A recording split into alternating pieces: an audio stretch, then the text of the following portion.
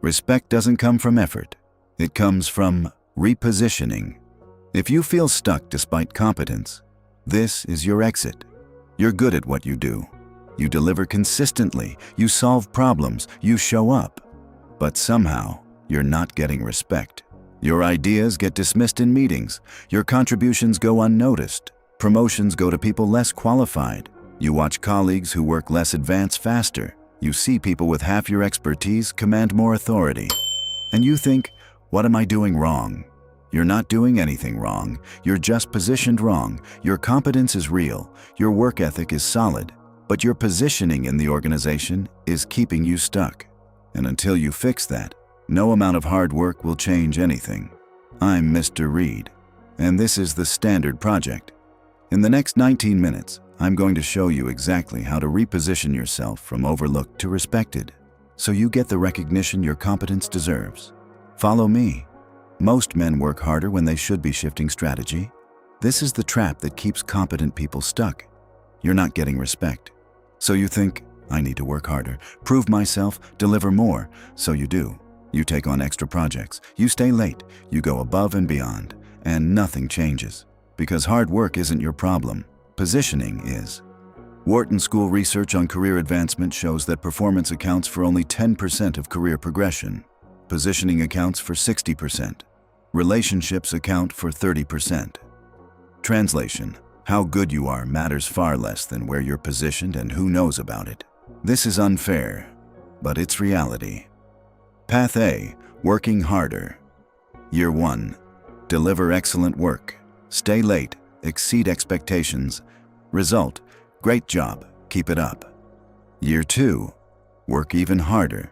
Take on more, prove you can handle anything. Result: we really depend on you in this role. Translation: you're too valuable to move.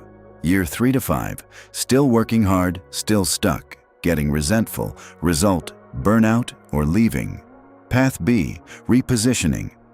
Year 1: deliver solid work, but also clarify role, signal value, enforce boundaries. Result: they know what they're doing. We should involve them in strategy. Year 2: continue good work, increase visibility at decision points. Result: promotion or better offer elsewhere. Year 3+, respected, well compensated, advancing steadily. Jeffrey Pfeffer's research at Stanford shows that political skill, the ability to position yourself effectively within organizational systems, is the strongest predictor of career success.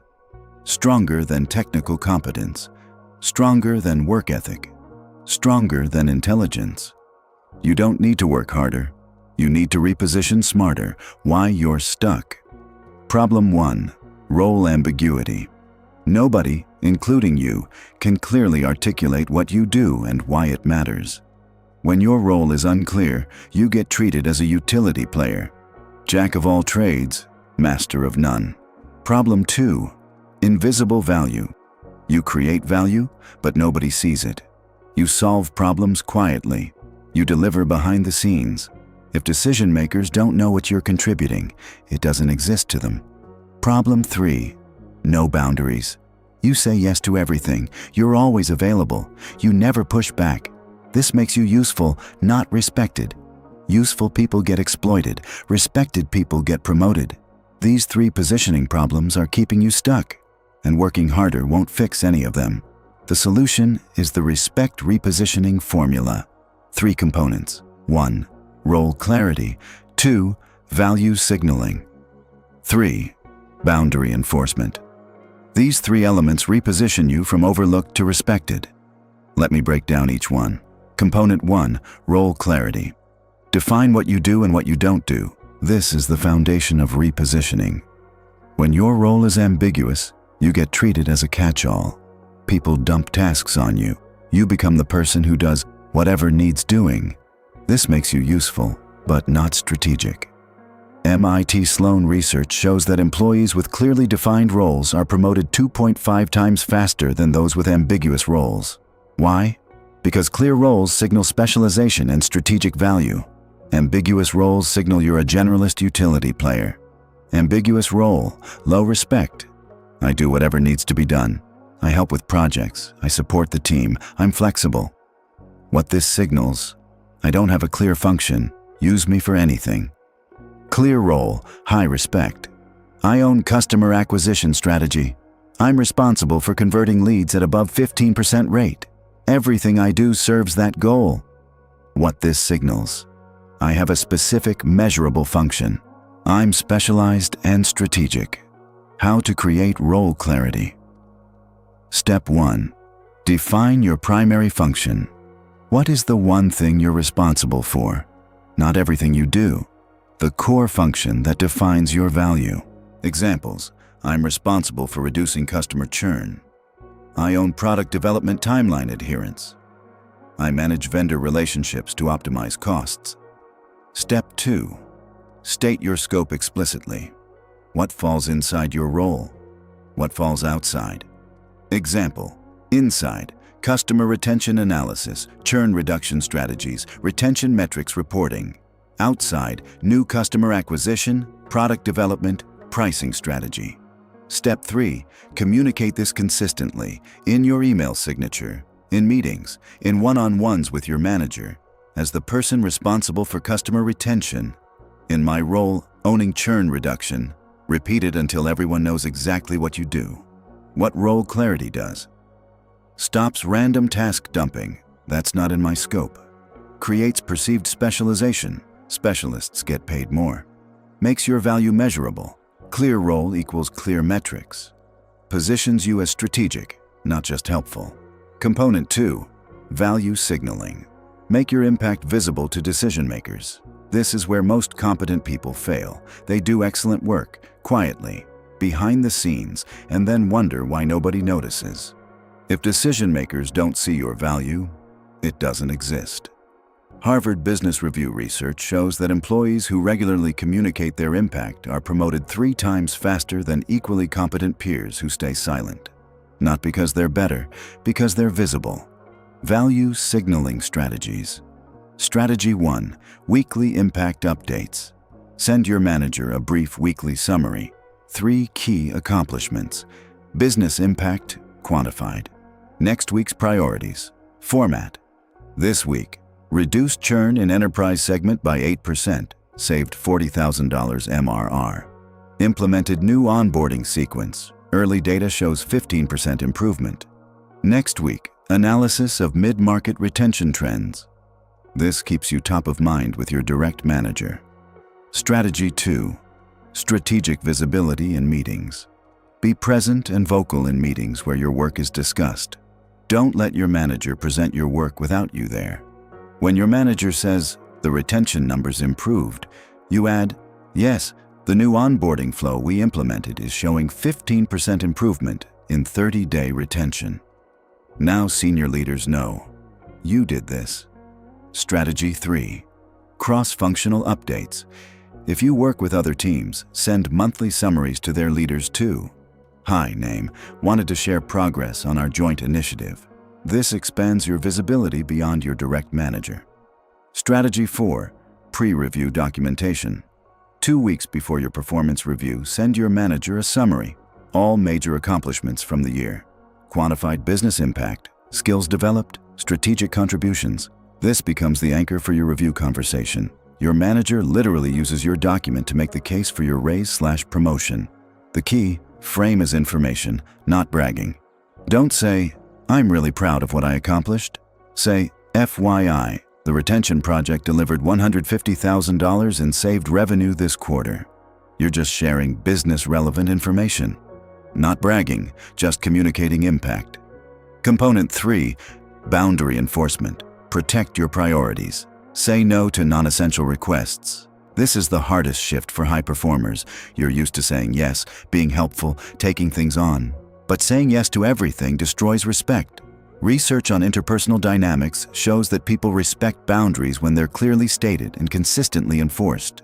No boundaries equals no respect, because anyone can use your time anytime. You signal, "My priorities don't matter. Interrupt me freely." How to enforce boundaries. Boundary 1. Scope protection. When someone asks you to do something outside your defined role, that's outside my current scope. My focus is your role. Have you talked to appropriate person? Boundary 2. Time protection. When someone wants immediate access, I'm in focus time until 2 p.m. I can discuss this at 2:30. Does that work? Boundary 3. Priority protection. When someone wants you to reprioritize for their urgency, I'm committed to current priority this week. I can look at this next week, or you might need to find another resource. Boundary 4. Standards protection. When someone wants you to compromise quality for speed, I can deliver this fast, or I can deliver it right. Which matters more for this situation? The boundary enforcement rule. State it once, calmly, then hold it. Don't apologize excessively, don't over-explain, just state reality and hold firm. What happens when you enforce boundaries? Week 1, people are surprised. They're used to you saying yes. Week 2, they test your boundaries. Are you sure you can't? Week 3 to 4, they stop testing. They've learned your boundaries are real. Month 2, plus, you're treated with more respect. Boundaries signal value. Because high-value people protect their time and priorities. Low-value people are always available. Boundaries don't make you difficult. They make you respected. Now let me give you the exact tactics to reposition yourself. How to redefine your role. Have this conversation with your manager this week. Most people never explicitly define their role. They just show up and do whatever's asked. This keeps them stuck in ambiguity. The role clarity conversation. Schedule 30 minutes with your manager. Say, I want to make sure I'm focused on the highest impact work. Can we clarify my top 3 priorities? Then listen. They'll tell you what matters most. Write it down, repeat it back. So my core focus is 1, 2, and 3. Everything else is secondary to these 3. Is that right? Get explicit agreement. Now you have permission to say no to everything that doesn't serve these 3 priorities. What this does, clarifies your role explicitly, gives you permission to enforce scope, creates measurable success criteria, positions you as strategic, asking about priorities. When someone dumps a random task on you, my priorities right now are 1, 2, 3. This doesn't fit. Talk to my manager if you need me to reprioritize. One conversation changes everything. Where respect actually forms. Respect forms in visibility moments, not in your daily work. You can do excellent work for a year, but if you're not visible when decisions are made, it doesn't matter. The 4 visibility moments. Moment 1, performance reviews. This is when your manager makes the case for your raise/promotion. 2 weeks before your review, send comprehensive summary of your year, key accomplishments, quantified impact, strategic contributions.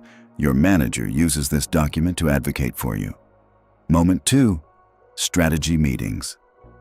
When leadership is planning next quarter's priorities. If you're not in the room or your work isn't mentioned, you don't exist. How to get visibility here. Ask your manager if you can present your area. Send pre-meeting summaries to attendees. Make sure your manager mentions your work.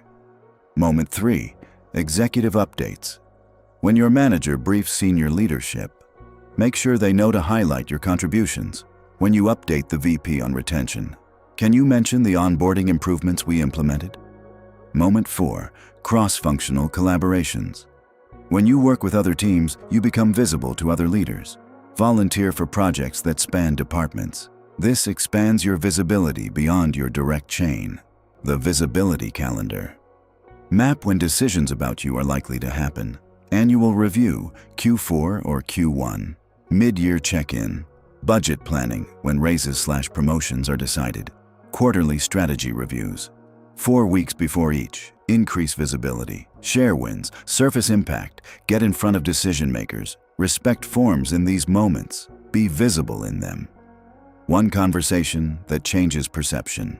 This single conversation repositions you from task doer to strategic thinker. Most people talk about what they're doing. I'm working on X project. I'm handling Y tasks. This frames you as tactical. Strategic people talk about outcomes and impact. The repositioning conversation template. I've been focused on your work, which has resulted in business outcome. Going forward, I'll be prioritizing strategic focus to drive business goal. Examples: I've been focused on customer retention improvements, which reduced churn by 12% and saved $200,000 in annual revenue.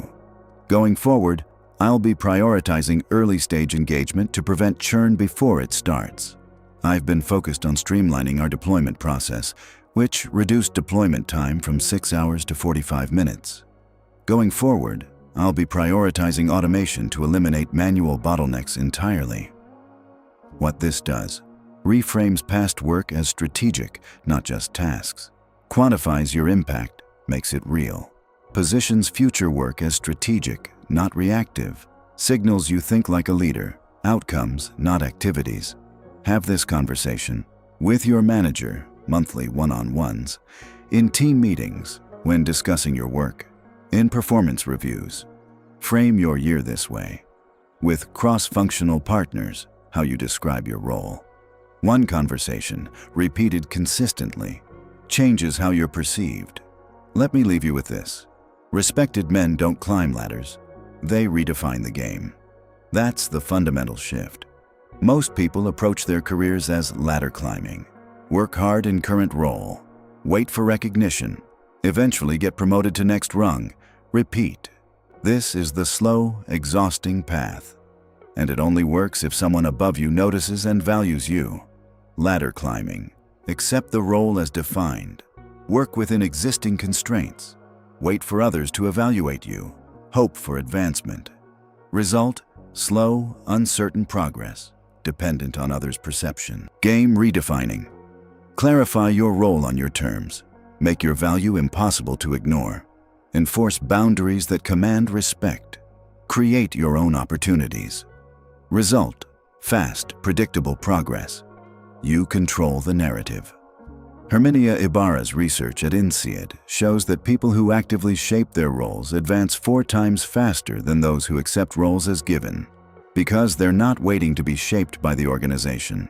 They're shaping how the organization sees them.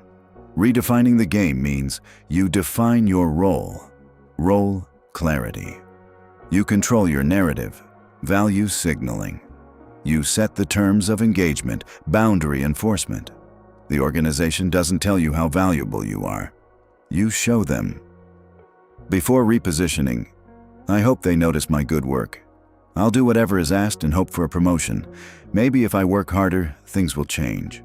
After repositioning, I've clarified my role and I'm making my impact visible. I protect my priorities and people respect my boundaries. I'm advancing because I've positioned myself as strategic. Same person, same competence, different approach, completely different outcome. You don't need to become someone different. You need to position who you already are more effectively. Now you have the respect repositioning formula, role clarity, value signaling, boundary enforcement. This will move you from overlooked to respected. You'll have clear scope, visible impact, protected priorities. People will start treating you differently. But there's one more level. Because positioning creates respect, but authority creates deference. Respect means people take you seriously, they listen, they value your contributions. Authority means people defer to your judgment, they seek your input, they follow your lead. Respect is necessary, authority is transformative, and authority is especially powerful when you don't have traditional markers of seniority. If you're young, you can't rely on years of experience. If you're new to an organization, you can't rely on tenure. But you can build authority through behavioral signals. How you speak, how you frame ideas, how you handle challenges. These signals create authority independent of age or seniority. If you want authority even without seniority, watch next. Because the next video shows you how to build authority when you're young, how to command respect before you have years of experience, how to speak with authority without sounding arrogant, how to position yourself as credible even when you're the youngest in the room, the tactics that make people defer to you regardless of your age. Repositioning creates respect. Authority signals create deference. Combined, they make you the person everyone listens to, regardless of your age or seniority. Watch the next video now. One standard, greatness. One project, you.